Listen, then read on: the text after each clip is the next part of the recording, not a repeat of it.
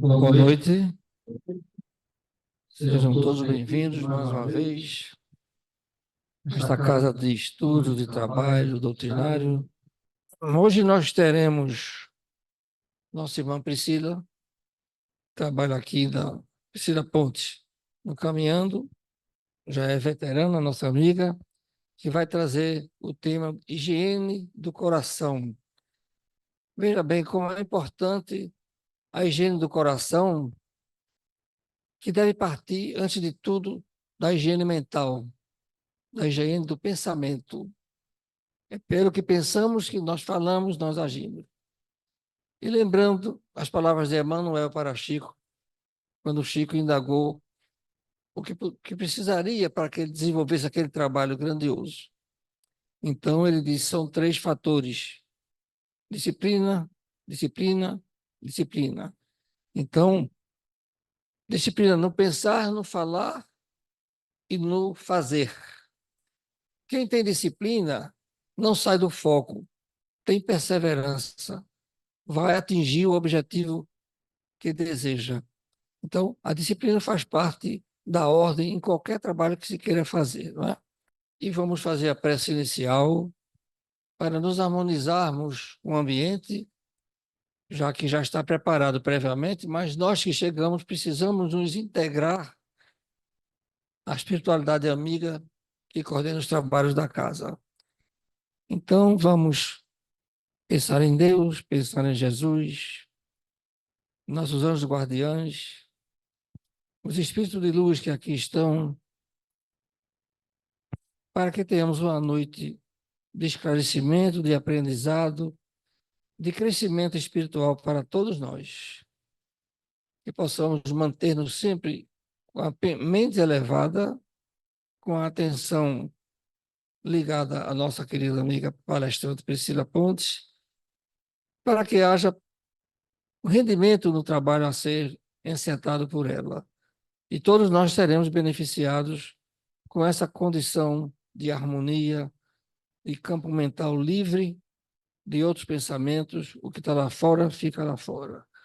Gratidão a Deus pela oportunidade que temos mais uma vez de estarmos reunidos em nome de Deus, em nome de Jesus, para os trabalhos da casa, caminhando para Jesus. E assim, com a palavra nossa irmã Priscila Pontes, muita paz.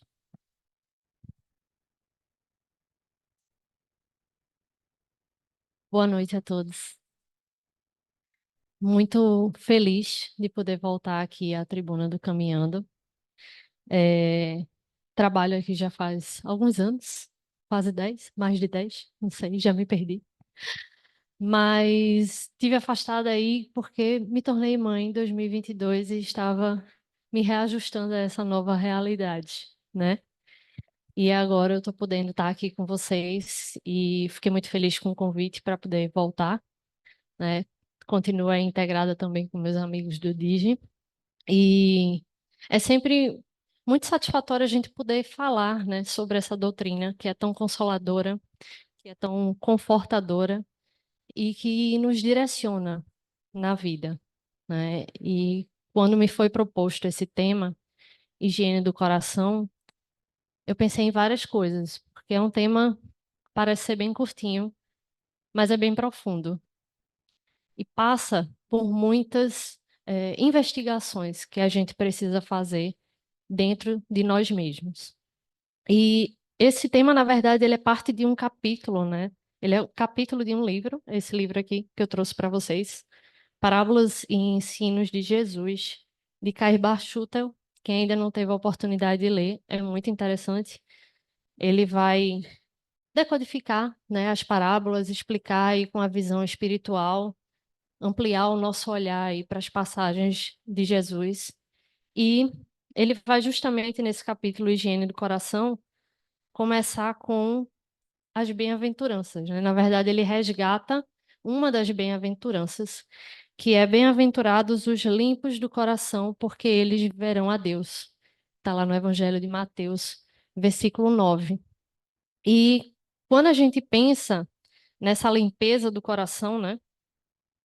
trazer aqui a minha fila. Sou uma pessoa moderna, mas eu também sou um pouquinho arcaica. Então eu trouxe uns papelzinhos aqui, viu? Não estranho. Quando a gente pensa nessa higiene do coração, a gente vai aí trazer um pouco do que nosso amigo falou aqui, dessa higiene mental, né? Dessa saúde mental. Então a gente sabe que a gente tem a higiene física, que é normal, que já está no nosso dia a dia, que já está na nossa rotina. Desde pequenininho, né, a gente já vai aprendendo que a gente precisa tomar banho, escovar os dentes, pentear o cabelo, vestir uma roupa limpa. Eu tô nessa peleja com meu filho de 2 anos, né, para ele entender que é importante isso. Às vezes ele esquece, às vezes ele não quer, e aí eu tenho que ir lá e chamar de novo. Então a gente vai sendo moldado desde pequeno por esse caminho. E aquilo vai se tornando natural até que chega um momento que se torna meio que inconsciente, né? Tem uma fase que a gente fica um pouquinho revoltado com isso, né? Lá na adolescência a gente quer de novo não fazer nada disso. Depois a gente volta pro prumo. Mas se torna algo normal da nossa vida. A gente acorda de manhã, toma banho, escova os dentes, se arruma para viver o dia. Antes de dormir, a gente vai lá, toma banho, de novo, escova os dentes, se arruma. A gente já se acostumou a isso. Mas a higiene mental, ela é um pouco mais profunda, né? E aí eu fico pensando, será que a gente já tem de fato essa rotina também? Será que é tão normal para a gente quanto escovar os dentes? Se perguntar na hora de dormir, o que é que está rolando aqui na minha cabeça, né? Como é que foi meu dia? O que é que eu pensei? O que é que eu falei? O que é que eu podia ter feito de um jeito melhor, de um jeito diferente? Me lembro sempre de uma passagem, né, que está lá no Livro dos Espíritos que fala sobre Santo Agostinho e ele dá essa orientação, né? Que antes de dormir, você sempre faça uma investigação da sua consciência, né? Você pense, poxa, o que foi que eu fiz hoje que foi bom e que eu posso repetir amanhã? E o que é que eu fiz hoje que não foi tão legal e que talvez eu não deva fazer de novo? O que foi que fizeram comigo que não me fez eu me sentir bem? E por que é que eu não me senti bem? E eu acho que a gente ainda falta nisso, né? A gente está muito acostumado a viver essa vida meio que no automático. Então a gente entra nos lugares, sai dos lugares, interage com as pessoas, essas pessoas interagem com a gente. E aí a gente vai absorvendo sentimentos, absorvendo energias. E quando chega no final do dia, a gente não para processar tudo isso que aconteceu, né?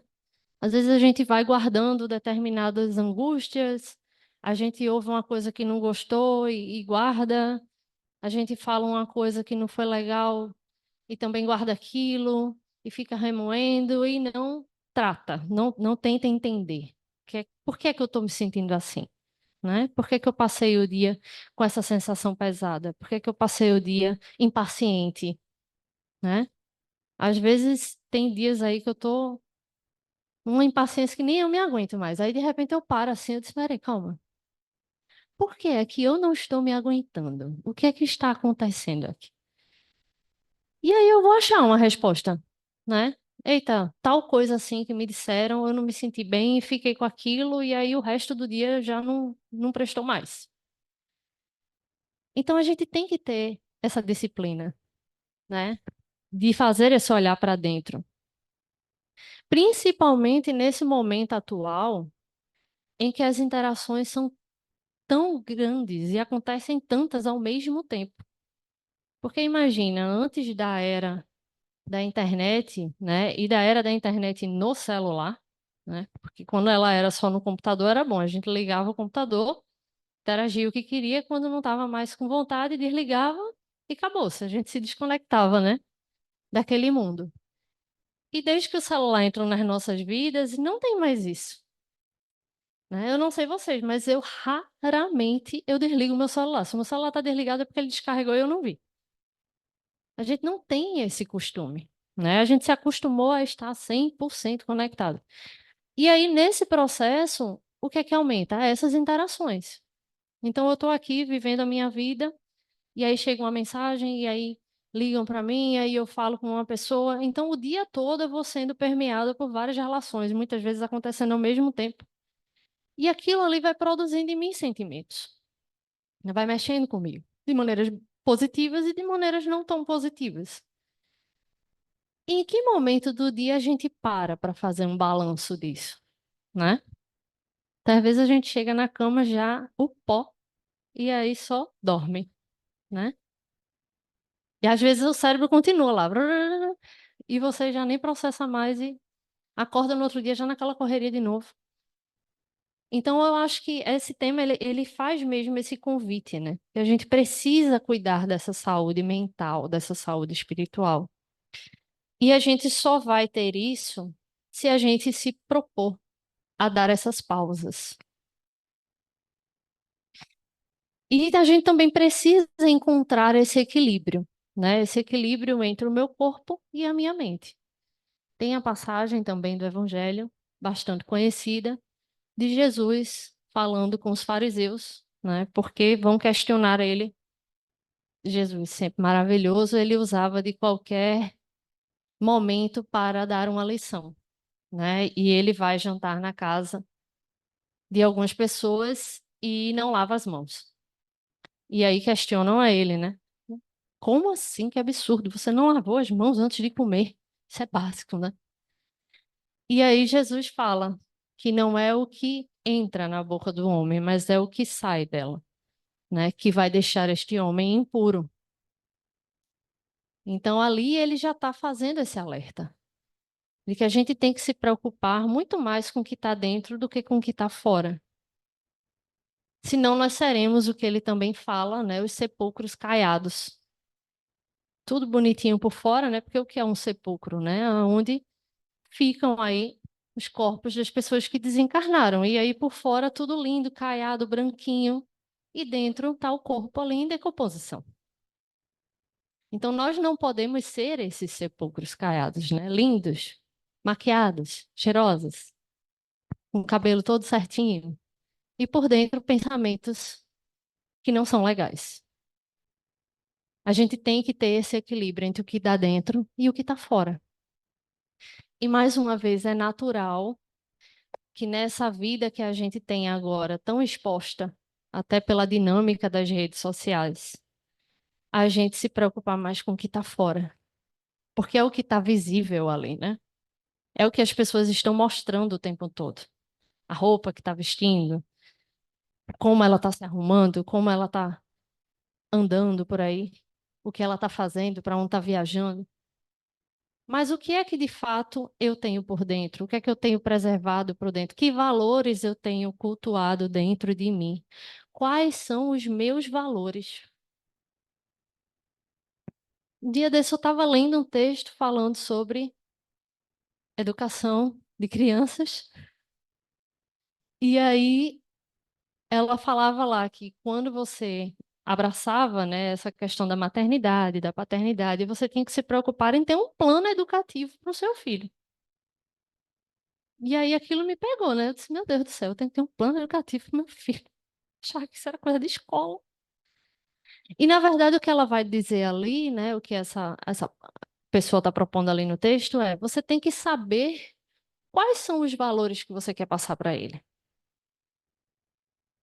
Porque hoje em dia o acesso é pleno. Então, se você não definir o que é que você vai passar, outros vão passar lá fora, na rua, e outros familiares, os amigos, enfim. E aí eu fiquei pensando, poxa, eu tenho que pensar nisso mesmo, né? Quais são os valores que eu quero passar?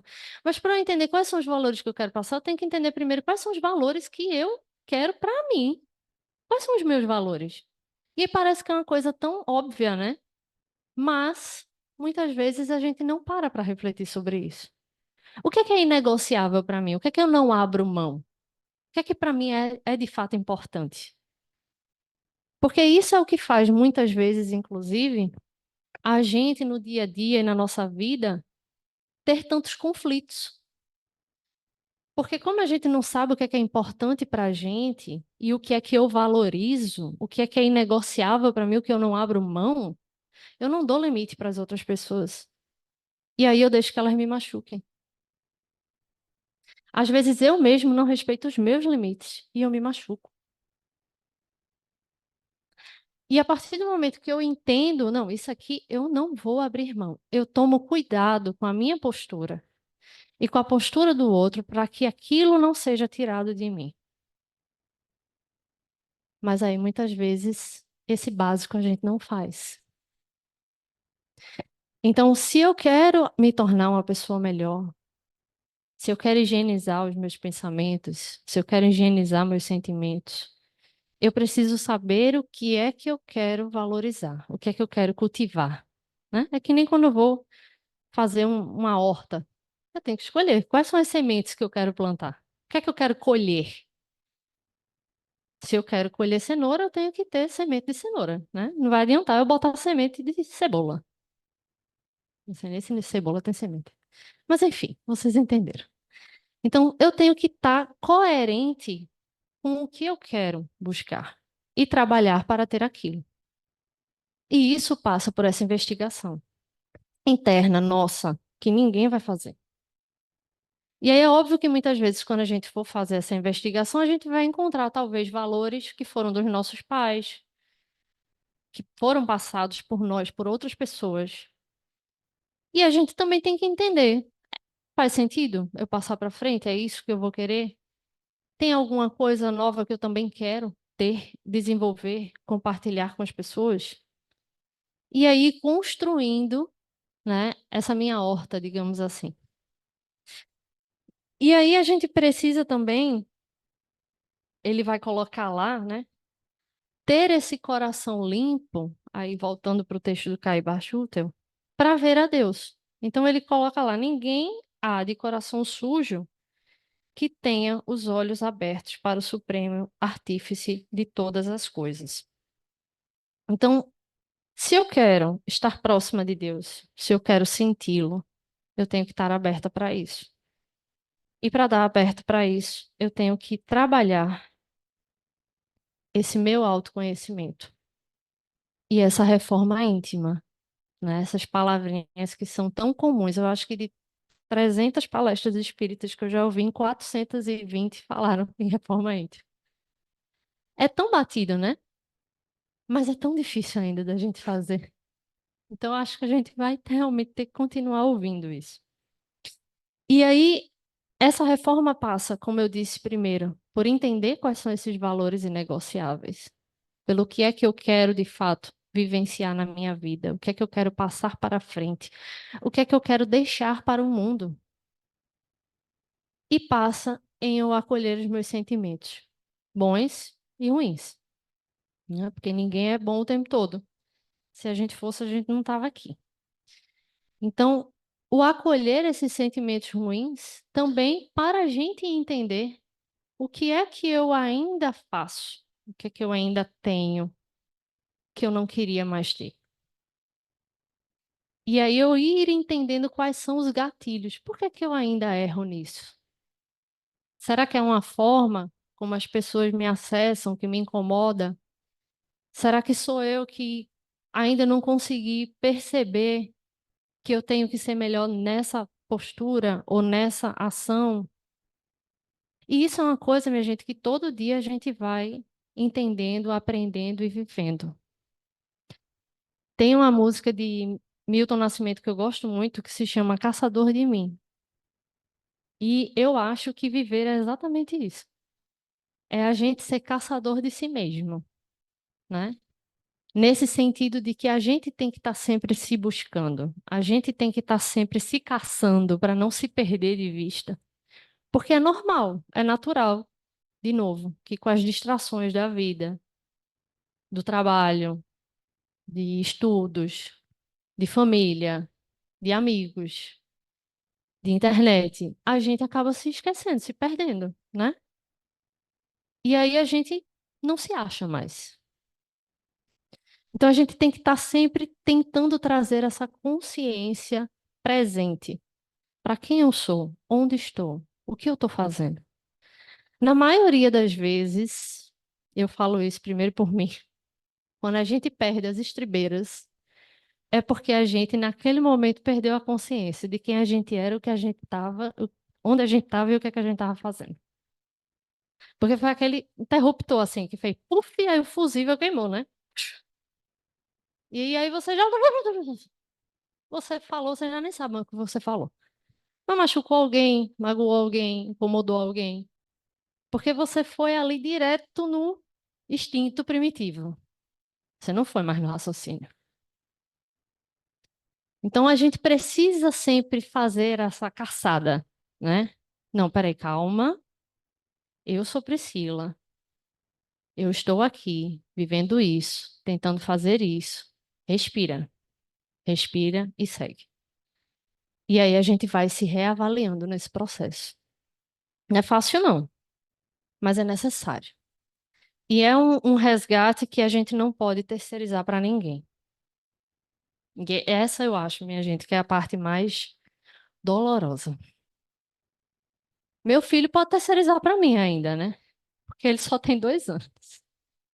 Mas quando ele tiver 20, ele não vai poder mais terceirizar. Nem que ele, não vai, porque minha mãe me acostumou assim. Ah, meu querido, mas você é você, sua mãe é sua mãe. Aprenda a diferenciar e construa o seu caminho. Então a gente também tem que ter esse cuidado, porque é muito comum a gente também cair naquele papel de vítima, né? Que é tão confortável. É tão confortável. Eu sou a vítima do mundo. Eu não consigo crescer porque ninguém me dá oportunidade. Eu não consigo fazer nada porque ninguém me estimula. Eu não consigo ser melhor porque ninguém acredita em mim. E aí é óbvio, gente, que sempre vai ter gente que não queira que a gente melhore. Sempre. Infelizmente, nós ainda somos egoístas. Infelizmente, nós ainda somos competitivos. A gente é que tem que tomar realmente o protagonismo da nossa vida e entender que, apesar de ter muitas pessoas que podem não querer que a gente progrida, com certeza existem outras que querem. A começar da espiritualidade, né? Todos nós temos um guia espiritual. E ele veio conosco com o propósito de garantir que a gente vá seguir em frente. Óbvio, ele não tem autonomia para dar as barradas, né? Quando a gente está fazendo um negócio que não deve. Porque senão feriria nosso livre-arbítrio. E aí a gente não poderia aprender. Mas, se eu acho que ninguém está me apoiando, ou que ninguém acha que eu devo seguir para frente, ou que ninguém está torcendo por mim, meu guia espiritual tá. E para eu me conectar com ele, eu tenho que abrir esse espaço no meu coração. Eu tenho que passar daquela sensação de dor. Eu tenho que superar aquela posição de vítima e me colocar como dono da minha própria história. E aí a gente precisa também entender que essas impurezas que vão minando, digamos assim, o nosso coração, né? Que vão tornando ele fechado para essas ajudas, inclusive espirituais. Elas vêm das ações que a gente faz, muitas vezes ações que não são positivas, mas ela vem também dos nossos pensamentos. A gente acha às vezes que, não, eu não faço nada de errado. E mesmo assim as coisas boas não acontecem para mim. Mas eu sempre tento fazer a coisa certa, mas as coisas ruins continuam acontecendo. E aí a gente precisa pensar: o que é que eu estou pensando? Porque às vezes não é só uma questão de agir, às vezes eu até sou bom em me travar na ação. Às vezes eu sou bom em impedir, por exemplo, que eu vá e pegue o outro pelo pescoço, naquele momento mais caloroso. Mas será que eu consegui impedir de pensar negativo sobre aquela pessoa? Aí é que o bicho pega, viu? É controlar também os nossos pensamentos. Esse coração, ele só consegue também se tornar mais puro se a gente passa a pensar de uma maneira mais positiva.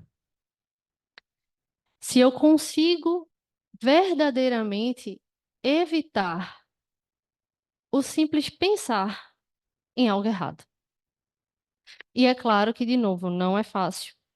E aí, por isso que está sempre lá, né, no Evangelho, orai e vigiai. Orai, porque a gente precisa se conectar com o alto, se conectar com a espiritualidade, pedir proteção, pedir ânimo. Mas vigiai, porque a gente precisa vigiar esse pensamento, porque esta cabeça não para de pensar.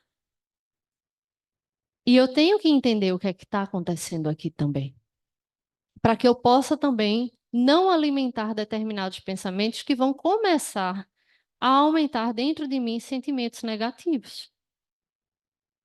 É alguma coisa que muitas vezes vem de fora e que eu absorvo. Então a gente também tem que ter cuidado com o que a gente consome. O que eu assisto, o que eu leio, quais os tipos de ambiente que eu tento estar, quais os tipos de companhia que eu estou próximo. Porque isso tudo também vai influenciar esses pensamentos. E aí a gente tem que perceber que a evolução, ela também vai ser medida considerando essas questões. Então, se eu pego uma pessoa que ela não faz mais o mal, óbvio, ela já é uma pessoa que está num caminho legal. Mas se essa pessoa, além de não fazer o mal, se esforça para não pensar o mal, então ela está ainda mais à frente nesse progresso. E vejam que eu usei a palavra se esforça. Porque eu sei, minha gente, a gente é humano, né? Não somos Jesus Cristo. E aí é natural que a gente vá ter essas quedas. Mas o que a gente precisa entender é qual é o tamanho do meu esforço no meu dia a dia para voltar para o prumo. Eu vou derrapar, eu vou derrapar. Eu vou fazer coisa errada, eu vou fazer coisa errada. Mas eu consigo depois reconhecer que eu fiz aquilo errado, eu consigo depois pedir desculpas, eu consigo depois pensar o que é que eu posso fazer para não repetir aquilo. E aí volta para aquilo que eu falei antes, entender quais são os meus gatilhos. Ah, se eu sei que toda vez que alguém vem falar comigo de determinado jeito, eu fico assim, por que que eu não já chego para aquela pessoa antes para conversar? Ó, vamos tentar resolver de uma maneira um pouco diferente, né? Para que a coisa flua melhor, tentar ajustar essa comunicação. Porque é natural, a gente não tem como saber o que é que vai incomodar no outro, no dia a dia. Mas aos poucos a gente vai entendendo e vai tentando trabalhar isso.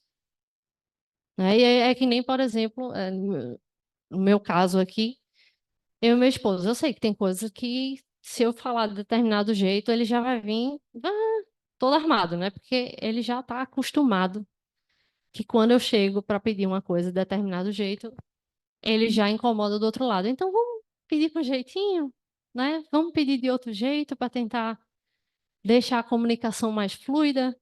E aí ele também já vai observando isso, e aí a gente vai se ajustando e vivendo de uma maneira mais saudável, porque isso faz parte da vida. Faz parte das interações sociais. A gente sempre vai ter aqueles dias que a gente está melhor, vai ter aqueles dias que a gente está pior, que a gente está mais ou menos. E aí a gente precisa também se entender nisso, né? Às vezes eu chego no trabalho e aí eu sei que eu estou meio azuretada. E aí eu já digo, pessoal, olha, minha gente, se hoje eu não estiver prestando muita atenção, é porque eu não estou num bom dia. Mas vocês me avisem aí, viu? Olha, você não prestou atenção. E aí a gente repete e eu pego a coisa. Então, isso também é a gente reconhecer as nossas limitações, do que a gente simplesmente achar que o outro tem que entender, e mesmo que eu não diga, ele tem que entender que eu não estou num bom dia. Então, ele que não chegue do meu lado pedindo, falando, fazendo, acontecendo. Mas se eu não me comunicar, isso também não acontece, minha gente. A gente também precisa abrir esse canal. Eu só sei que o bebê quer mamar porque ele chora. Se ele não chorar, eu não vou saber, né? Então, por que que a gente cresce, vira adulto e acha que o outro tem que adivinhar o que é que a gente está pensando? Ou o que é que a gente quer? Ah, mas é tão óbvio, eu preciso dizer, precisa. Porque o óbvio muitas vezes precisa ser dito. Isso faz parte. Às vezes as pessoas estão com uma confusão de relacionamento e no fundo, é simplesmente porque ninguém falou o óbvio, ninguém disse o que é que de fato precisava do outro. Cada um ficou achando que o outro precisava outra coisa que não era, não se resolvia e ficava todo mundo satisfeito. Então a gente precisa aprender a se comunicar. E aí, mais uma vez, essa comunicação passa pela gente também se entender, pela gente saber o que é que a gente sente, pela gente saber por que é que a gente está bem, por que é que a gente está ruim. É isso, é eu saber quem eu sou de fato, o que eu carrego, para poder eu comunicar isso para o outro, né? Hoje em dia se fala muito de comunicação não violenta, né? E aí a comunicação não violenta, a premissa básica dela é: quando você for falar com qualquer pessoa sobre algo que pode gerar um possível conflito, que não foi uma coisa, não vai ser uma coisa boa, mas que precisa ser conversada, nunca fale dando rótulos, fale do que você está se sentindo. Então nunca aponte, não, porque você foi muito egoísta aqui. Isso é uma comunicação violenta. É diferente de eu chegar e dizer, eu não me senti bem quando você teve essa atitude, me pareceu que você não estava preocupado com o que eu estava sentindo. Eu estou dizendo a mesma coisa, mas eu estou dizendo de outro jeito, né? É menos. Porque, de fato, a gente não pode simplesmente chegar e dizer você é egoísta. Pá, você pode ter sido naquele momento por uma circunstância X. Isso não quer dizer que você é em tudo. Mas aí, quando a gente ouve isso, a gente entende o quê? Que a gente é em tudo. E aí a gente faz o quê? A gente rebate. E aí começa a confusão, né? Então, a gente tem que falar mais sobre o que a gente sente e não sobre o que o outro é. Porque na prática é isso que a gente faz, né? Não, porque fulano é preguiçoso. Não, porque Beltrano não é esforçado, porque Cicrano não tá nem aí para nada. Quando a gente deveria dizer, olha, eu não me sinto bem porque parece que só estou eu aqui fazendo o trabalho. Eu estou me sentindo sobrecarregada. Como é que a gente pode dividir isso melhor? Então muda a coisa de contexto e a pessoa do outro lado fica menos armada também. E aí a gente consegue de verdade dialogar. Porque aí a gente mostra que a gente está querendo, com aquela conversa, resolver um problema e não machucar o outro. Porque no final deveria ser sobre isso, né? Deveria ser sobre resolver o problema e não sobre machucar a outra pessoa. Então, tudo isso vai passar pelo nosso coração, pelos nossos sentimentos. E aí é óbvio que se eu começo a construir uma dinâmica de vida em que eu vou me relacionando com as pessoas mais pautada no que eu sinto, em como eu estou me percebendo e como eu também quero que o outro se sinta, eu vou ficando mais leve, eu vou abrindo o meu coração para receber o quê? Receber intuições, receber conexões boas, para que a espiritualidade se aproxime de mim e me ajude também a fluir na minha vida. Por que é que é tão difícil quando a gente vê, por exemplo, né, as pessoas que entram num processo obsessivo? Por que é tão difícil esse quadro? Porque muitas vezes são pessoas que entraram ali numa dinâmica de energia, de pensamentos e de ações que vão se retroalimentando e formando um ciclo vicioso de coisas negativas. E aí a espiritualidade, ela não consegue entrar, espiritualidade para ajudar, não consegue entrar e romper aquilo se aquela pessoa não tentar mudar. Por que é que a gente fala tanto na casa espírita que não adianta simplesmente eu assistir palestra todo sábado, tomar 3 passes por semana, fazer desobsessão uma vez no mês, ser trabalhador da casa, campanha do quilo para ser uma pessoa espiritualizada? Porque tudo isso é meio, mas só vai funcionar e só vai servir se o que tiver dentro também estiver sendo mexido, estiver sendo transformado. Senão a gente volta lá para os sepulcros caiados. Assistir palestra, fazer passe, beber água fluidificada, fazer tratamento. É importante, é relevante, é maravilhoso. Mas não adianta de nada se a gente não tentar mudar de dentro para fora. Você pode tomar um garrafão de água fluidificada. Você vai, todo dia, vai continuar do mesmo jeito. Porque, de novo, minha gente, não é o que entra, é o que sai. Só que é óbvio que é mais fácil eu beber uma água fluidificada do que eu contar até 10 antes de falar uma coisa errada para alguém que me machucou, né? Então a gente tem que ter cuidado para não cair e ficar preso nesses atalhos. Porque é normal, muitas vezes, a gente vê gente que é viciado em tratamento espiritual. Faz um atrás do outro. Às vezes muda de casa, porque o povo da casa já começou a achar estranho a pessoa continuar vindo fazer o tratamento, né? Aí ele vai para outra casa que ninguém conhece ele. E começa a história de novo. Isso não adianta de nada se você não estiver preocupado em modificar os seus pensamentos. Não adianta. Adianta vir para aqui e escutar tudo que eu estou falando. Se você, quando chegar em casa, não tentar refletir nada disso e tentar pôr nada disso em prática, não adianta. Adianta eu vir aqui dar essa palestra, se eu depois, durante o dia, não vou tentar fazer nada do que eu estou falando aqui para vocês, não adianta. Ah, porque Priscila é palestrante, não tem lugar especial do céu, não, para mim, por causa disso, não, viu? Não tem mesmo. Inclusive, é até mais fácil que tenha um lugar não tão confortável, porque se eu estou aqui falando, é porque eu preciso ouvir, mais do que vocês. Então, o alerta é duplo, né? Então, tudo parte de dentro para fora. Por isso, reforma íntima. Por isso, espiritismo é uma doutrina de ação. Espiritismo é uma doutrina de estudo. É, a gente estuda pra caramba. Mas é uma doutrina de ação. Estudar só não é suficiente. Se eu decorar o Evangelho segundo o Espiritismo, meu coração está purificado? Não. Se você fizer um capítulo do Evangelho segundo o Espiritismo no seu dia a dia, só um, aí beleza, aí você está entrando num caminho. Então a gente precisa olhar para essas ações. Como é que eu faço essa fé existir de forma viva no dia a dia? Por isso que a gente fala que o Espiritismo é uma fé raciocinada.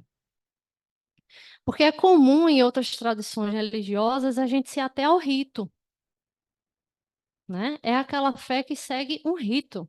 Então eu chego, assisto tais sessões, e aí eu faço tais orações, e aí eu sigo esse caminho. E aí eu entendo que eu estou cumprindo com a minha obrigação. Mas no Espiritismo não tem isso. O Espiritismo é sobre se investigar, é sobre estudar a si mesmo, é sobre ler o Evangelho e entender o que é que isso quer dizer para mim. Para mim. Porque também é muito normal a gente ler o Evangelho e pensar nos outros. Essa passagem aqui é todinha fulano. Ou a gente faz o Evangelho no lar e fica aquela coisa, né? Porque tudo que a gente lê é porque, ó, tá vendo? Fulaninho semana passada fez assim, ó, tá aqui no Evangelho. Não pode, né? Mas é sobre nós, sobre cada um de nós.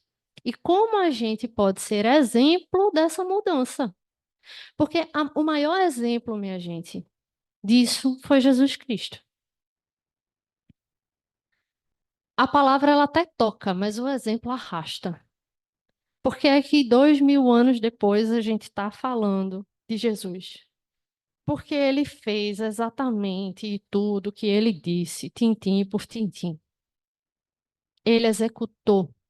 Ele estava lá, fazendo, sob chuva, sob sol, sob gente achando bom, sob gente achando ruim. Ele estava lá fazendo.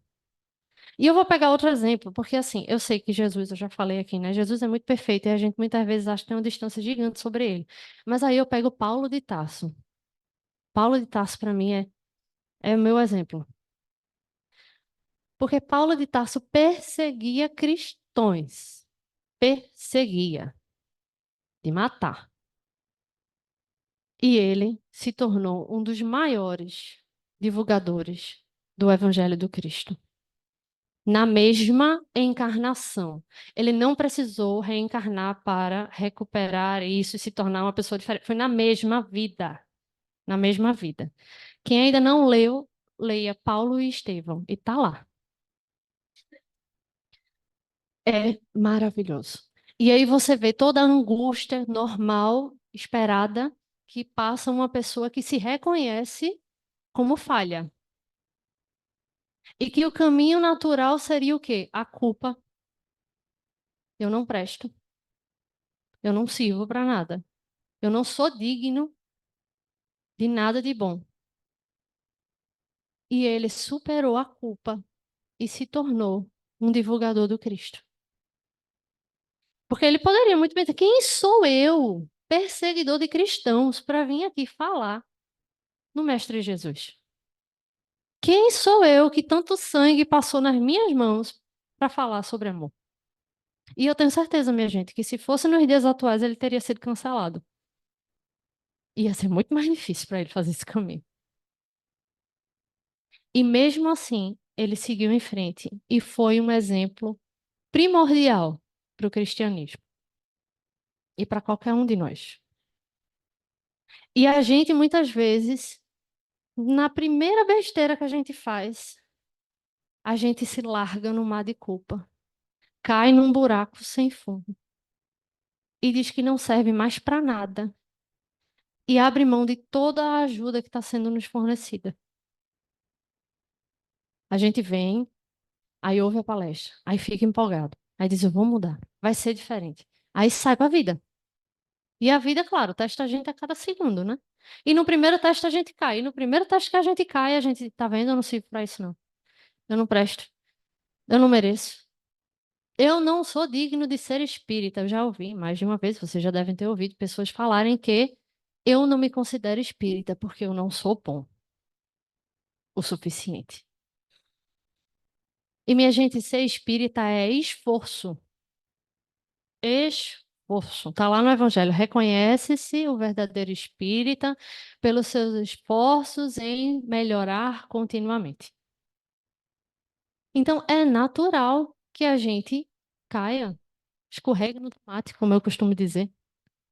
Mas o importante é a gente pegar o tomate que a gente escorregou, faz um molho de tomate, faz uma macarronada, divide com outras pessoas, mata a fome do povo e segue em frente. Então, como é que a gente consegue se fortalecer? E aí, quando a gente faz esse movimento, a gente se abre para a inspiração, para a ajuda, para o apoio. Porque se eu não consigo, né, se eu me prendo lá naquela culpa pelo que eu ainda não consigo ser, meu coração também fica impuro. Porque eu não acho que eu sou digno de ajuda. Eu não acho que eu mereço coisas boas. E aí é natural que eu vá afastar aqueles que podem me ajudar a sair daquele lugar.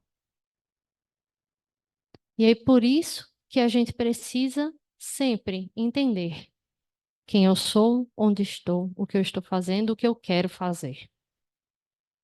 Porque aí a gente reafirma o nosso compromisso com nós mesmos. Cada um de nós, minha gente, tem uma missão aqui. E a gente acha que missão é uma coisa grandiosa, espetacular, fantástica, que tem que ser revelada, né, com uma música de fundo e aí vem aquela luz sobre a nossa cabeça. Ser melhor hoje do que eu já fui ontem já é uma missão e é uma baita de uma missão. E o quanto eu estou conseguindo fazer e executar dentro dessa missão? O quanto eu estou sendo fiel a isso? O quanto eu estou me lembrando disso? Quantas vezes por dia eu me lembro disso? Que eu tenho que ser uma pessoa melhor.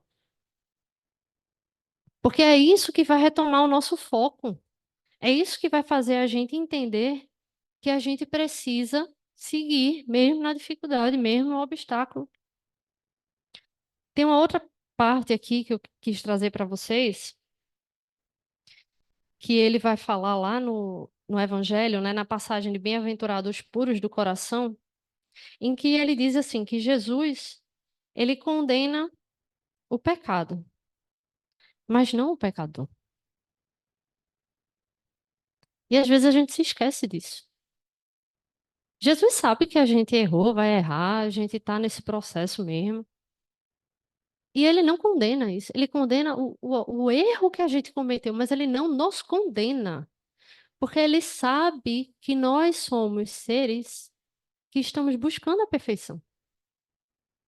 Não somos perfeitos, somos perfectíveis. Estamos buscando a perfeição. E quantas vezes a gente se condena? Quando a gente deveria só condenar a falha e aí entender como mudar e como ajudar o outro nessa mudança. Porque é aí que a gente sai desse lugar de culpa. Porque a partir do momento que eu entendo que eu não sou uma pessoa errada, eu estou errada nesse momento. Então eu posso amanhã não ser mais. Desde que eu mude, desde que eu esteja com a mente aberta, desde que eu queira melhorar. E aí a gente vai reencontrando esse caminho. E a espiritualidade vai nos conduzindo e vai nos ajudando nesse mesmo processo. Então, lá nesse mesmo capítulo, ele coloca, né, que o mau pensamento ele é uma oportunidade, por exemplo, de adiantamento. Veja que interessante. Se eu penso alguma coisa errada, naquele momento eu estou tendo uma oportunidade de adiantamento. Por quê? Porque eu posso, naquele momento, repelir aquele pensamento. Isso aqui não é certo, não vou mais pensar assim. E aí, ó, subir um degrau. Ele coloca aqui, é o início de uma mancha que ela se esforça por apagar. Não cederá se a ocasião de satisfazer um mau desejo apresentar-se. E se tiver resistido, sente-se-á mais forte e alegre com a sua vitória.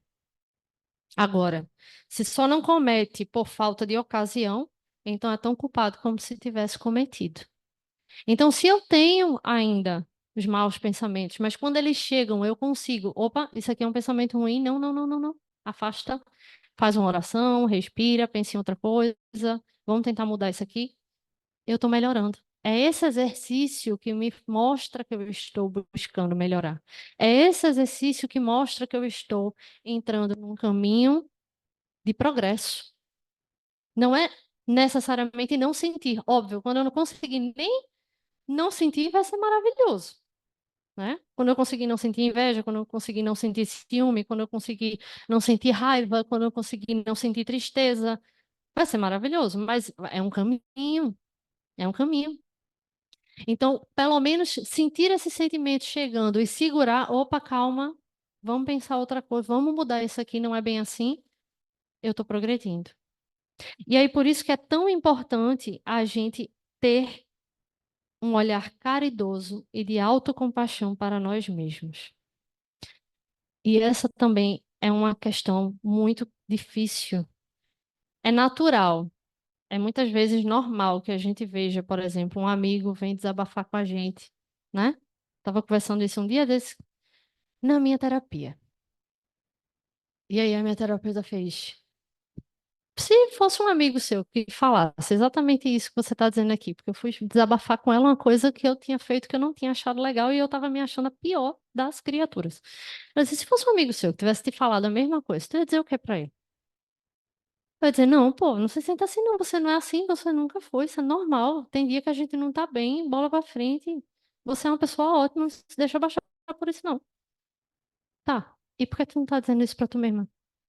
Aí eu chego, né? Peraí, calma. Deixa eu segurar aqui minha cabeça. A gente não é caridoso com a gente. A gente não tem autocompaixão. A gente, muitas vezes, é mais fácil a gente aceitar que o outro erre e a gente perdoa do que a gente se perdoar porque a gente cometeu um erro. A gente fica ali preso naquilo. Ah, eu nunca vou ser uma pessoa boa. Eu nunca vou melhorar. Eu nunca vou conseguir. Porque eu ainda faço isso, porque eu ainda faço aquilo. Né? Um dos exercícios mais difíceis para mim que tem é quando elas assim, escreva um adjetivo para você. Porque adjetivo tem que ser positivo, né? Eu disse, pronto.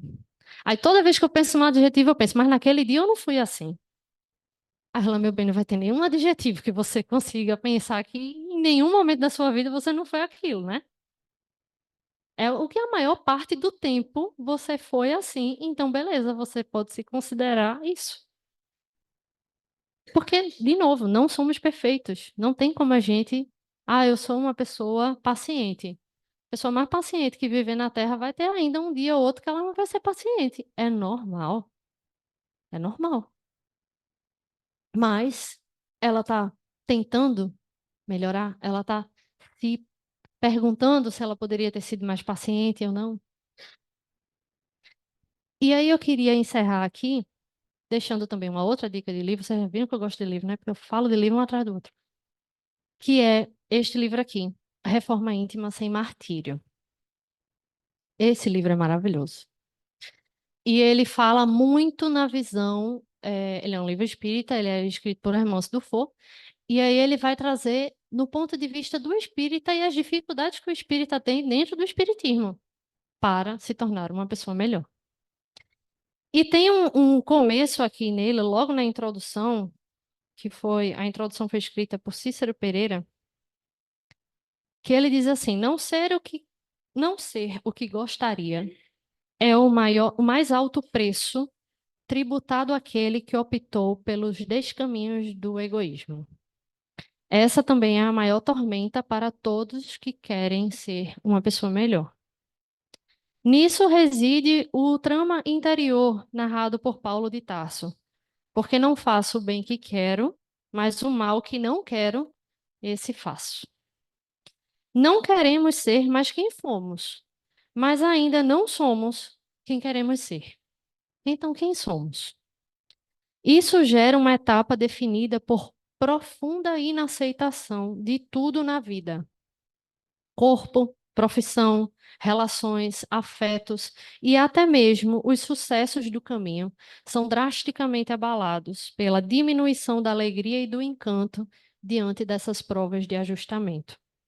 Todavia, a lei estabelece a morte do pecado e não do pecador. Para todos é abundante a misericórdia. Lei universal da piedade paternal, que nos assegura o amor cobre a multidão de pecados.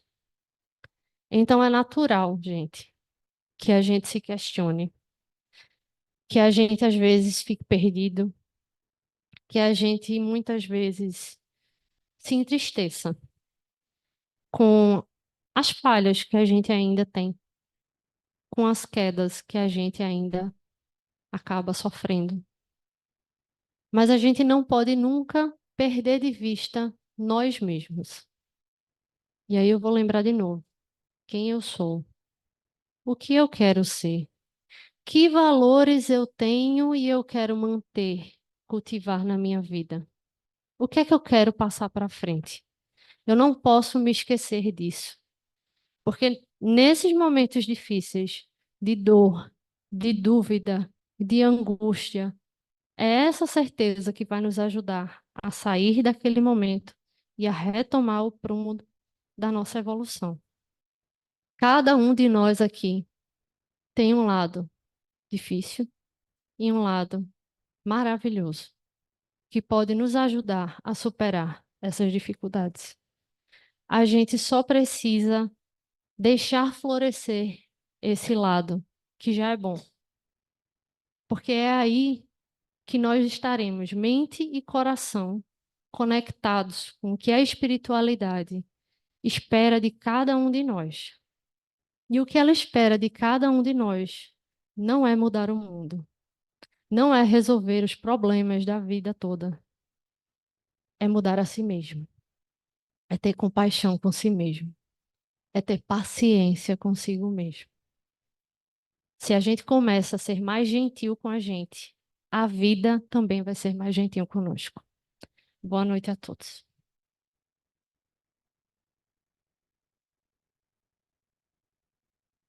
Obrigado, Priscila, pela bela explanação. Como isso envolve tantos fatores em nossas vidas, como ela estava terminando, eu pensei, sejamos para o mundo o que queremos que o mundo seja para nós. Tudo começa no pensamento. E o coração, para ser puro, tem que haver a mente pura. Nosso lixo mental, nós é que temos que extirpar de nós. Não sei se vocês sabem, mas nós temos 40 mil neurônios no coração. É por isso que ele é um órgão de sentimento, de dor. Ele não dói, mas a amargura vai nele porque ele tem neurônios, 40 mil.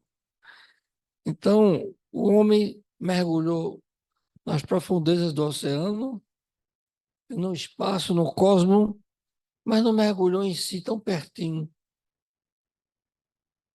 Eu sempre digo que o único mergulho que a gente não vai para baixo é esse interior, a gente vai para cima. O resto mergulho, qualquer mergulho é para baixo, esse é para cima. Então, nós temos 86.400 segundos por dia. Quantos minutos ou quantos segundos nós temos para Deus ou para conosco mesmo, para essa reflexão tão profunda? A reforma íntima, antes de tudo, tem que autoconhecer, só se reforma o que se conhece. Eu não posso me reformar se eu não me conheço. Então, a gente tem a frase de Décimo Júnior, como poeta satírico, mensã um corpo são. Se a mente está bem, o corpo vai bem. Coração não é somente um músculo para bombear sangue para o organismo, é um órgão de sentimento. Então, um tema da maior importância para quem quer vencer. Não se fixar no erro, se fixar que pode se soerguer adiante. Porque fixando-se no erro, vai ter auto-obsessão. Passou, passou. Vamos não cair novamente. Otimismo, fé e esperança. Então, Priscila, agradeço a sua presença, como sempre, trazendo temas muito importantes, e pediria que você fizesse a nossa prece de agradecimento. Vamos fechar os nossos olhos e entrar em contato com a espiritualidade amiga que nos acompanha nesse trabalho. Senhor Jesus, Mestre amado, Meigo Rabi da Galileia, agradecidos estamos por mais essa oportunidade de ouvir sobre teus ensinamentos, de nos abrir para esta energia que nos impulsiona sempre para o alto. Que possamos manter essa chama viva em nossos corações, dia a dia, e nos fortalecer diante das dificuldades, dos momentos de dor e de dúvidas, entendendo que o teu olhar amoroso e os teus braços abertos sempre estarão apostos para nós. Obrigada a todos. Assim seja. Que assim seja.